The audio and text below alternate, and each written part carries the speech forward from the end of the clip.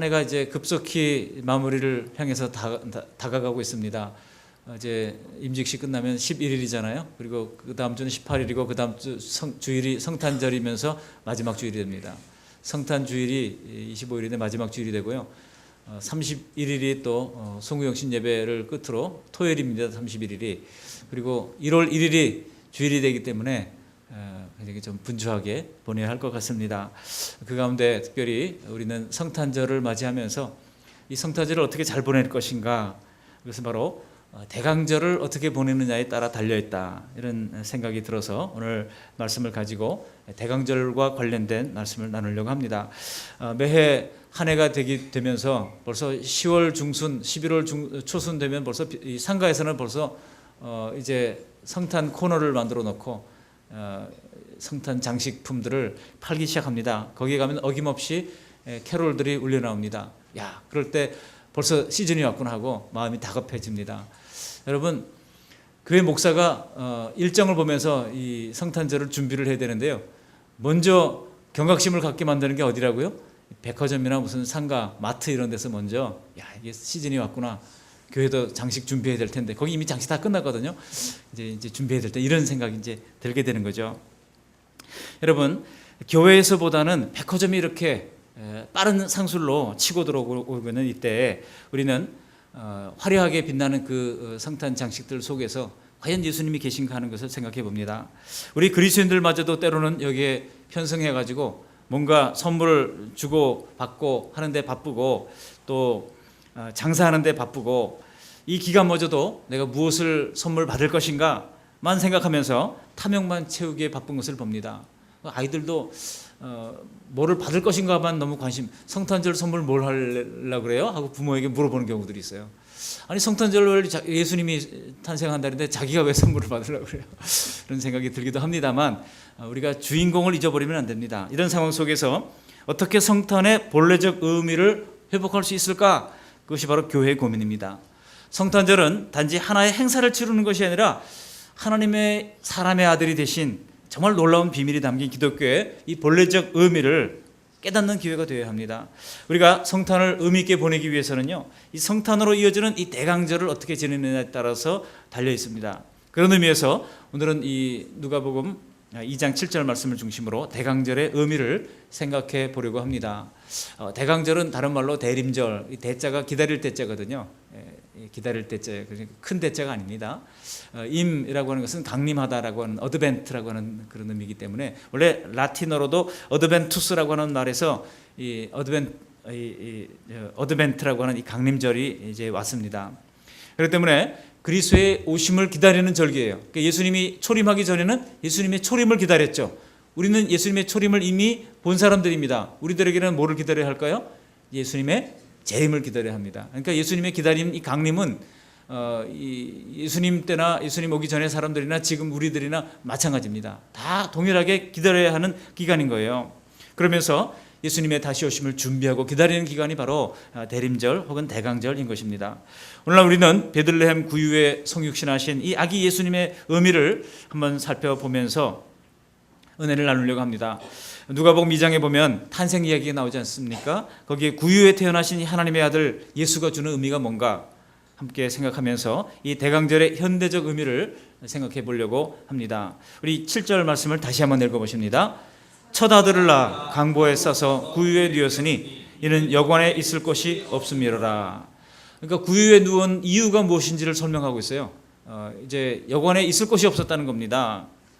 성경 본문의 앞부분을 보면은 호적을 하러 지금 사람들이 다 자기 고향으로 돌아갔다 그러지 않습니까? 그래서 이 여관에 있을 곳이 없어가지고 구유에서 태어나신 이유를 설명을 하고 있습니다. 합리적인 이유입니다. 여관에 있을 곳이 없었다는 겁니다. 뭐 누구에게나 이해할 만한 그런 합리적인 이유가 될 수가 있습니다. 그러나 오늘날도 이런 당연한 것 같은 그런 사실 때문에 인간의 악한 본성이 정당화되어지는 경우는 없습니까? 즉 나의 편리주의 때문에, 이기주의 때문에 너의 형편과 처지에 대해서는 별로 생각하지 못하는 겁니다. 정말 아기가 지금 태어나려고 하는 그 만삭의 마리아를 보면서 그에게 자리를 양보해 줄 사람이 하나도 없었다는 겁니다. 사람의 관심을 끌지 못해요. 세상의 첫 울음을 터뜨린 사람의 아들이 구유에 누워졌는데도 그 누구도 자신의 방으로 옮겨줄 그런 너그러움, 그런 관찰, 사랑의 눈이 없었다는 것입니다. 그렇게 구유에 누워있는 이 사람의 아들에게 자비를 베풀 너그러움이 없었기 때문에 성육신하신 예수 그리스도의 그 하나님의 아들을 그들은 깨닫지 못했던 것입니다.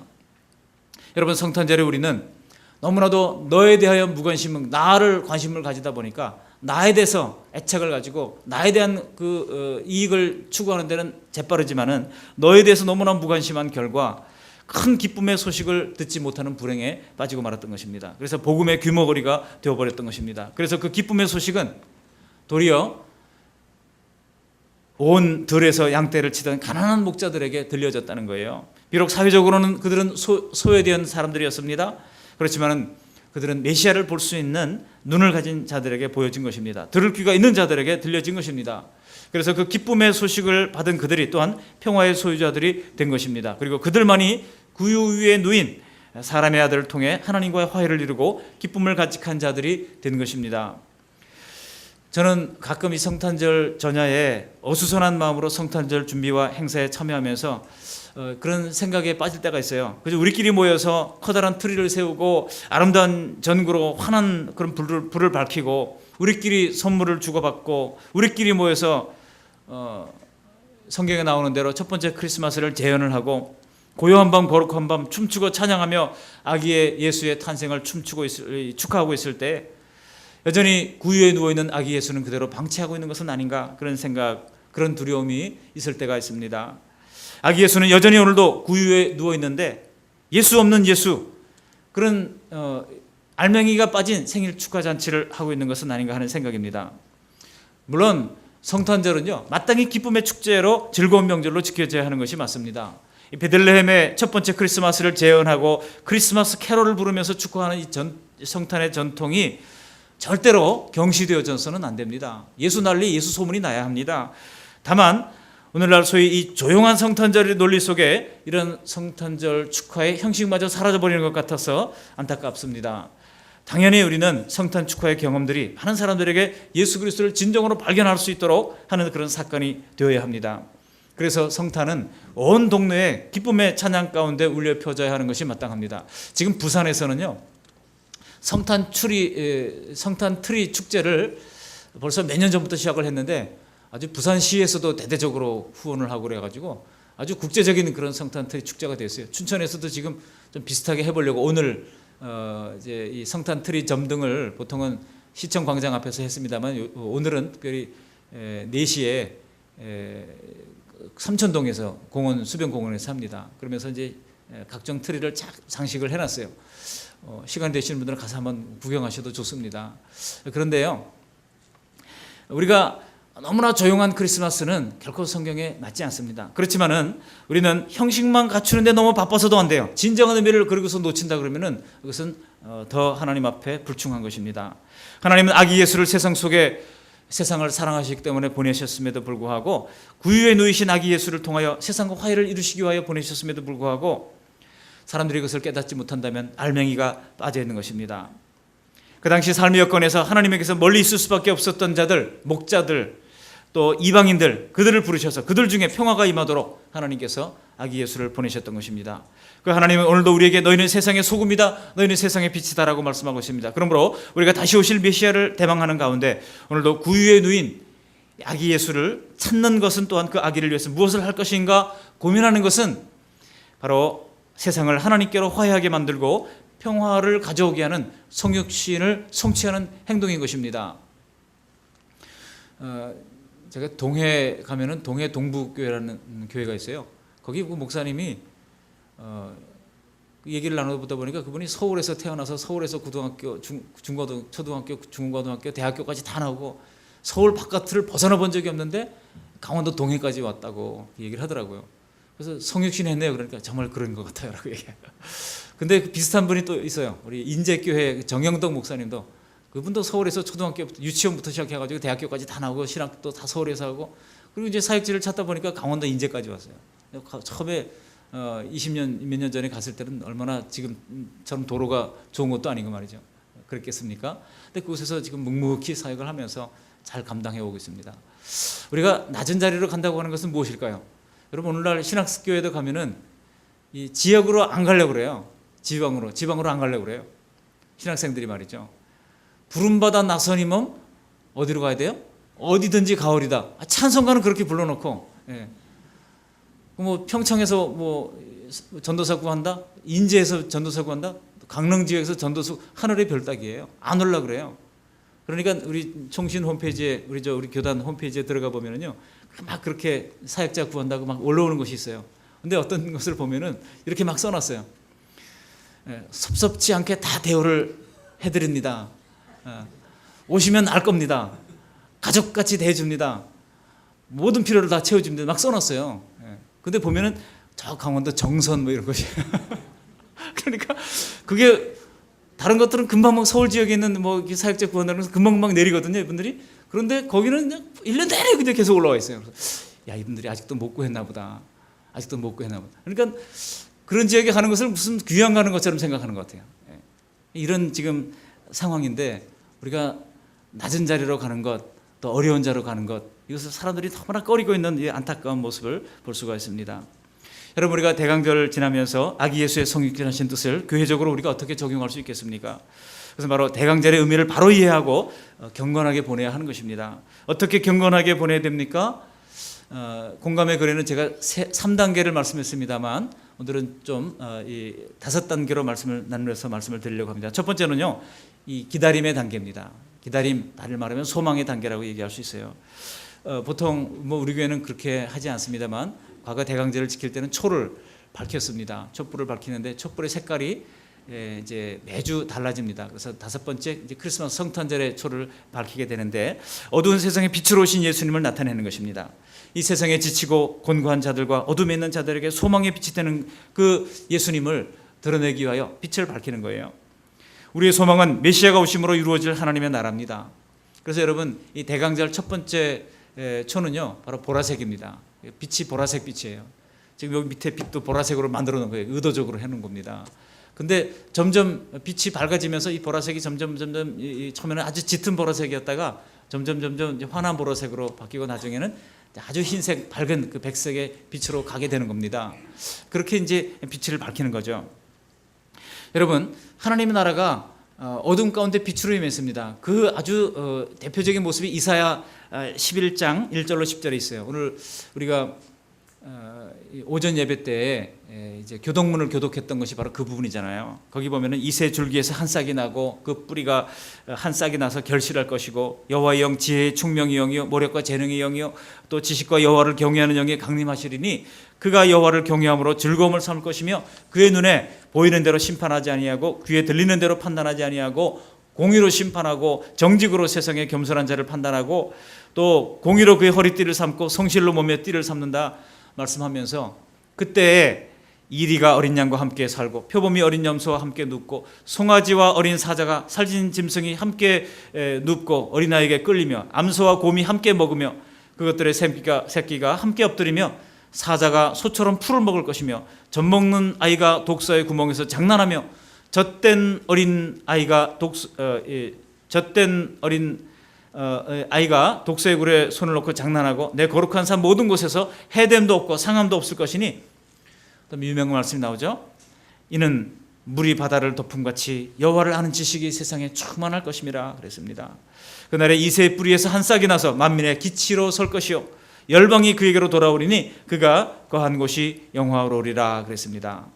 여러분, 이처럼 메시아가 이루실 이 하나님 나라의 평화, 하나님 나라의 온전한 평화, 지금 이 세상에 평화가 있습니까? 다 갈등만 있잖아요. 노사 간의 갈등 있죠. 심지어 남녀 간의 갈등도 있죠. 지역 갈등이 있죠. 또 뭐 무슨 갈등이 또 있죠? 엄청나게 갈등이 많아요. 뭐 빈부 갈등이 있죠. 엄청난 갈등이 소용돌이 속에 우리나라가 지금 빠져 있습니다. 정치권의 여야 갈등이 있죠. 진보 보수의 갈등이 있죠. 온갖 종류의 갈등이 지금 노정되고 있는 가운데 있습니다. 그러나 여러분, 우리 주님이 다시 오실 그날 이 아기 예수는 평화의 왕으로 오셔서 이 모든 것에 평강을 더하신다고 말씀하고 있는 것입니다. 두 번째 단계는요, 회개의 단계예요. 회개의 단계. 이것은 나에 사로잡힌 나머지 너를 보지 못함으로 이 성육신 실행을 방해하는 자기 자신에 대한 회개입니다. 하나님의 나라가 이루어질 수 없도록 방해한 나의 모습이 없는가 돌아보는 회개의 단계예요. 우리 예수님께서도 마태복음 5장 13절에 너희는 세상의 소금이 마늘 그 맛을 잃으면 무엇으로 짜게 하리요 후에는 아무 쓸데없어 다만 밖에 버려져 사람에게 밟힐 뿐이니라 그랬습니다.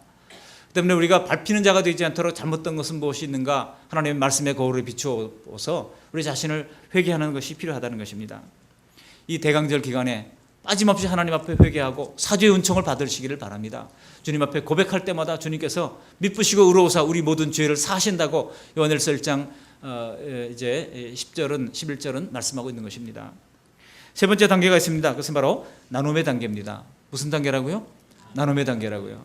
우리 교회는 2011년 12월 11일 날 이제 설립 개척 예배를 했습니다. 개척 설립을 같이 했어요. 원래 개척 예배와 설립 예배가 다른 거 아시죠?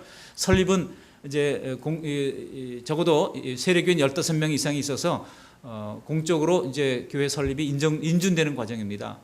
하나님의 은혜로 우리 교회는 개척과 동시에 설립을 하게 됐어요. 얼마나 감사한지 몰라요.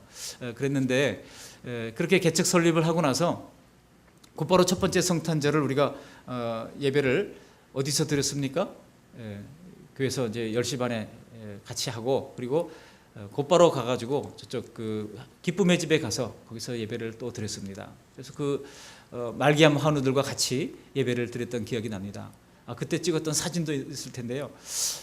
보면은 정말 그때 몇 명 안 됐구나 그런 생각이 들어요. 그랬는데 하나님께서 정말 은혜로 우리가 그분들과 함께 하는 것. 그때는 거기도 세워진 지 얼마 되지 않아서 새로운 건물로 이사 간 지 얼마 되지 않아서 찾아오는 사람들이 별로 없었어요.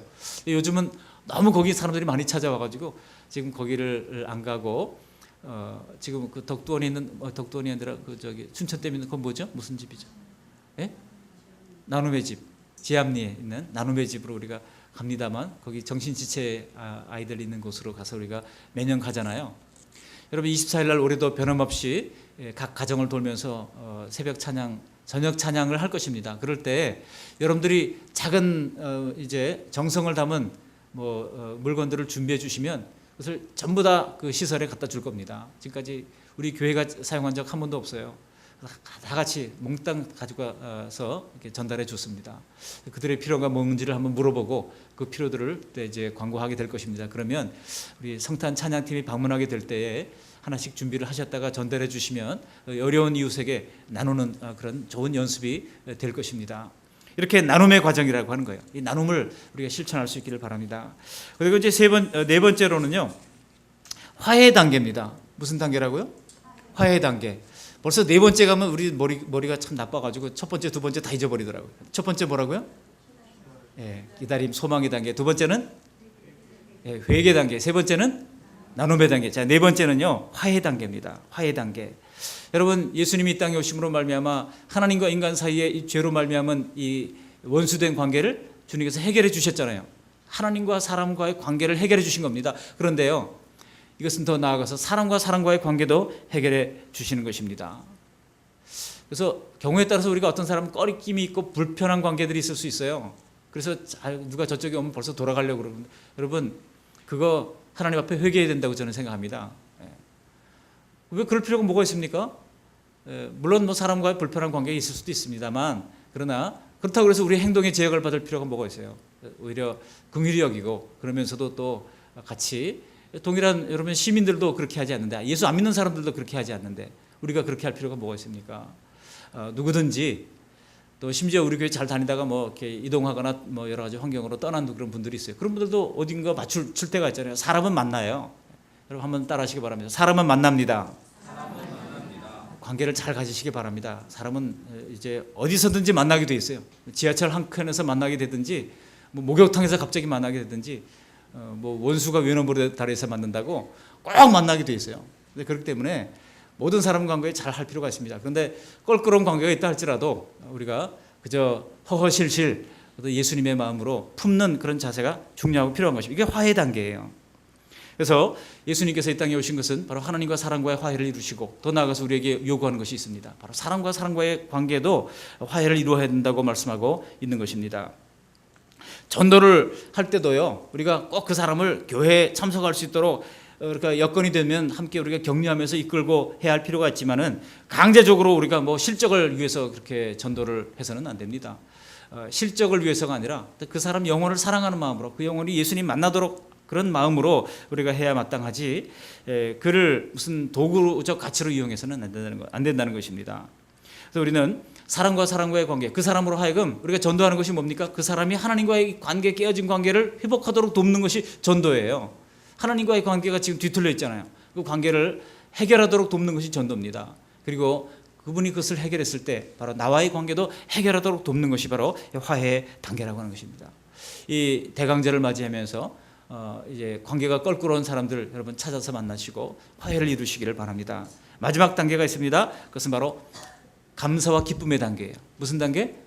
감사와 기쁨의 단계입니다. 그래서 너와 나라가 하나가 되고 또 하나님과 세상이 하나 되도록 이끄신 구유에 누이신 아기 예수에 대한 그런 감사와 기쁨의 축제인 것입니다. 철저히 소외되어 있었던 그런 구유에 누워진 그 예수님, 근데 그 너를 다 이끌어내고 함께 화해를 이루는 단계가 바로 기쁨의 축제인 것입니다. 이처럼 소망과 회개와 나눔과 화해와 감사와 기쁨의 단계로 가득 채워지는 이런 대강절의 기간이 될 수 있기를 주님의 이름으로 축복합니다. 아멘. 고마우신 하나님, 귀한 말씀을 우리에게 들려주셔서 감사를 드립니다. 구유에 예수님께서 누우셨지만은 사람들이 그 예수님이 누군지를 알아보지를 못하고 아무도 그에게 관심을 두지 않고 그저 그 어린 아기를 자기 처소로 이끌어들이거나 함께 이제 초청하거나 하는 사람이 한 사람도 없었습니다.